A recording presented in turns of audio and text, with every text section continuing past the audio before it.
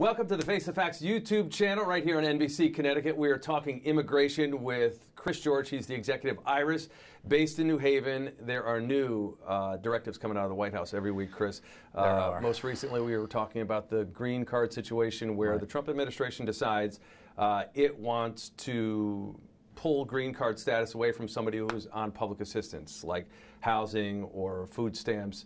How do you react to that, and how do you advise your clients? Well, it's the latest action in this long string of actions designed to discourage immigrants from coming to this country. You know, we had the Muslim ban, and then children were ripped away from their parents at the border, and then we were told that immigrants had to go back and wait in Mexico.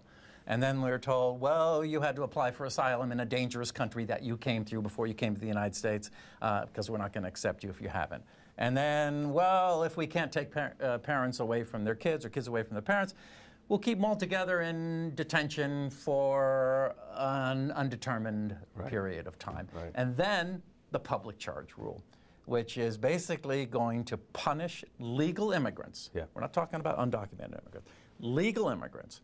They're going to be punished when it comes time for them to apply for their green card if they have accepted, over the course of 3 months, 12 months worth of public assistance, food stamps, Medicaid, housing, basic needs. If they have benefited from these programs, it will be held against them when they apply for their green card. When you get pushback and they say, hey, these immigrants are taxing our system, our schools are overloaded because they're coming from other countries, our taxes aren't as good as they could be, or as our coffers are not as full as they could be because the system is being taxed. How do you respond to that? Immigrants are a net plus for this country. There may be a little bit of investment in the beginning from federal aid, federal funding, but once they start working and start paying taxes and start opening businesses of their own and strengthening the economy, all of the studies show that they contribute billions and billions of dollars over that initial investment of federal funding. If the studies show that, why is there such a push from the Trump administration to change all the laws? Is this just heated rhetoric for his base? What do you think is the... It is an old and dirty trick to scapegoat people in an effort to drum up support, build up fear, and get people to vote for you. It worked in the last presidential election. We have to make sure it doesn't work the next time around. When there's this fear among your immigrant clients, whether it's New Haven, Hartford, you said you're working with people at the border as well, how do you advise them moving forward? So say the green card stipulation goes into effect and they are on public assistance and the numbers do not add up in their favor. What do they do? They need a lawyer. Yeah. I would advise them to get an attorney and to try to argue it, because there's going to be some flexibility. This is not a hard and fast rule. It doesn't always have to be applied every single time. Hopefully this public charge rule is going to be challenged and it's not going to happen.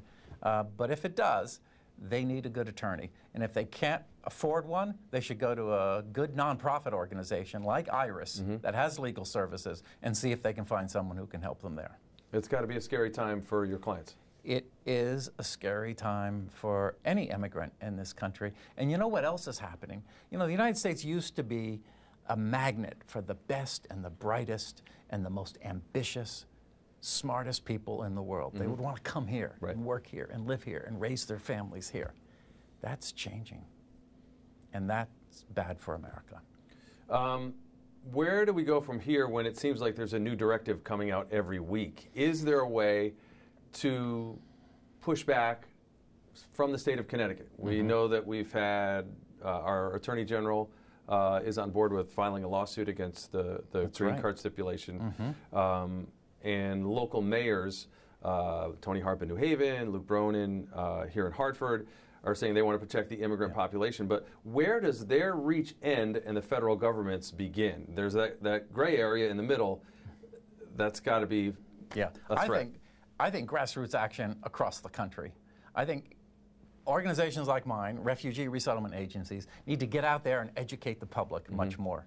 Not just educate them, you know, through seminars or slideshows or pamphlets, but involve Americans, engage them in welcoming refugees and helping immigrants. It's happening naturally anyway. There are community groups that are sending me emails saying, we want to help a family that's crossed the southern border. We want to help a refugee family. We want to help a family that is seeking asylum from Guatemala. Can you give us assistance? So stimulate that action. Work with as many volunteers as you can. Give people an opportunity to meet a family from Honduras or Guatemala or El Salvador, and understand that these are people who just want safety and the freedoms that we offer. They've come to this country for all the right reasons, democracy, and to work.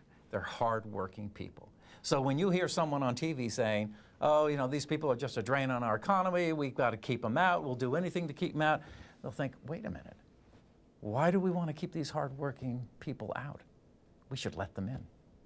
Chris George. Thank you. Executive Director of Iris, based in New Haven. And if you like these YouTube videos on Face the Facts, there's a bunch more right there. You can just click. This is Face the Facts with NBC Connecticut.